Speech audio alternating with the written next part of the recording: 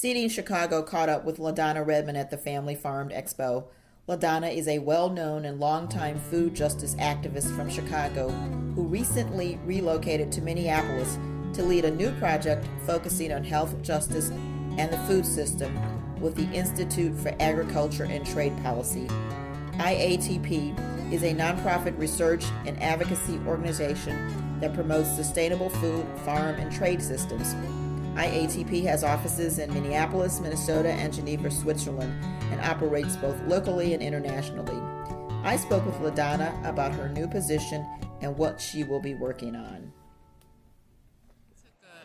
A position with a great organization, the Institute for Agriculture and Trade Policy, which has a long tradition of working for justice in the field of agriculture, particularly in the interest of farmers.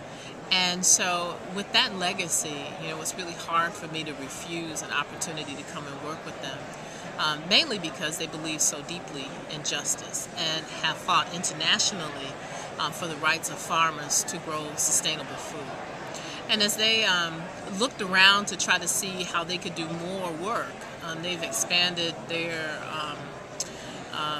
work tremendously. So not only do they work with farmers, they're working in local foods and working on toxins in the food system, as well as public health outcomes for disenfranchised communities. And so this food justice work that they're launching is a natural for them. And when I read the job description, I was like, that's my job. Hey, that's me. It's all the things I know how to do. Well, the initiative is quite large, actually. It has many different moving pieces. The main piece, though, is to try to find out where the gaps are in the food justice movement as it relates to public health outcomes on food system workers and eaters.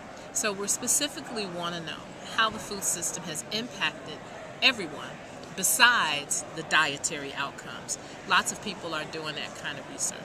So there's a little part of my job where I'll actually grant money to researchers and scholars who want to do a little bit more research on the public health outcomes of the food system. So that's one part. The second part is to create a national network of food justice activists that are interested in food policy on a national and international basis. The third part of the job, which I think is really just the icing on the cake for me, is to think creatively around how to tell the correct, if you will, narrative around food justice and our food system.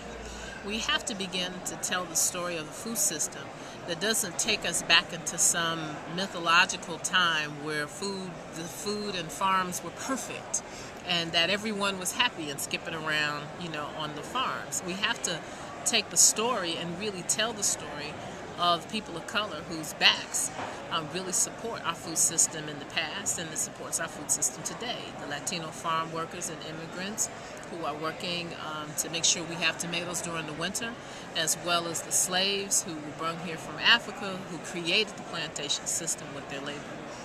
And the Native Americans, don't let me forget anybody, the Native Americans who were moved off of their land so that land could be used for profit.